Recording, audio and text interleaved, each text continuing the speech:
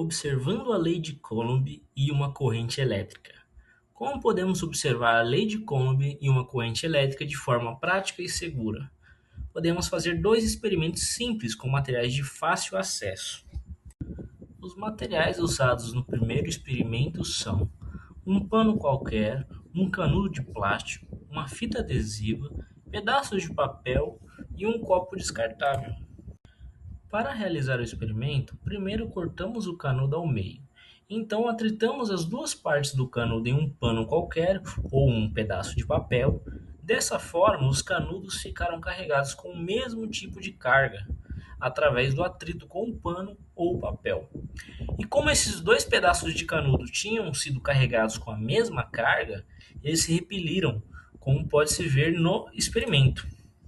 Fazendo novamente o experimento, porém agora aproximando o canudo em materiais que possuíam uma carga oposta à do canudo, pode-se observar uma atração entre o canudo e esses materiais. O papel, por exemplo, chegava a grudar no canudo por alguns segundos antes de se soltar, e a fita adesiva era atraída pelo canudo e grudava nele só de se aproximar perto do canudo. A lei de Coulomb descreve a força de interação elétrica entre duas cargas pontiformes. Formulada pelo físico francês Charles-Augustin de Coulomb em 1785, ela estabelece que a intensidade da força elétrica é diretamente proporcional ao produto das cargas e inversamente proporcional ao quadrado da distância entre elas. Ele diz também que a força elétrica atua ao longo da reta que une as duas cargas e pode ser repulsiva quando as cargas possuem o mesmo sinal ou atrativa quando as cargas possuem sinais opostos. Por que o canudo ficou eletrizado? O canudo fica eletrizado pois foi feito um dos processos de eletrização, onde esses processos de eletrização são fenômenos físicos em que um corpo inicialmente neutro ganha ou perde elétrons, adquirindo carga elétrica. No caso desse experimento, foi usado o processo de eletrização por atrito, onde, quando dois corpos de materiais diferentes são esfregados entre si, devido ao atrito, há transferência de elétrons de um corpo para o outro.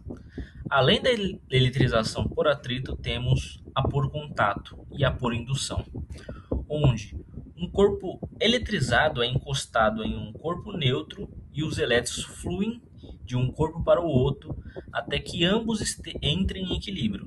Isso no caso da eletrização por contato. Já na eletrização por indução, ela ocorre sem que haja contato físico entre os corpos, e um corpo carregado é aproximado de um corpo neutro. Nesse experimento, podemos ver tanto o processo de atrito e de indução, quando aproximamos o canudo de outros materiais e eles reagem. Para o segundo experimento realizado, os materiais são água mineral pura, sal, fio de tomada, um soquete e uma lâmpada. Para montar esse experimento, primeiro é preciso conectar a tomada com o soquete, porém apenas conecte uma ponta da tomada com uma ponta do soquete e deixe as outras pontas livres.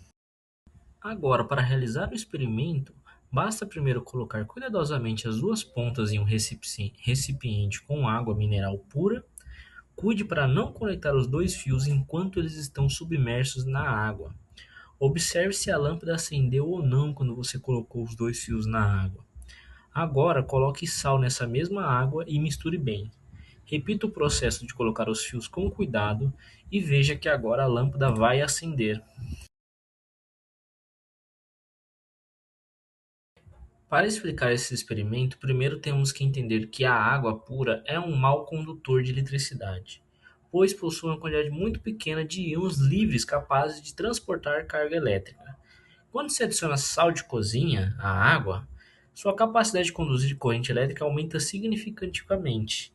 Isso ocorre porque o cloreto de sódio é um composto iônico. Ao ser dissolvido em água, ele sofre dissociação iônica, separando-se em íons.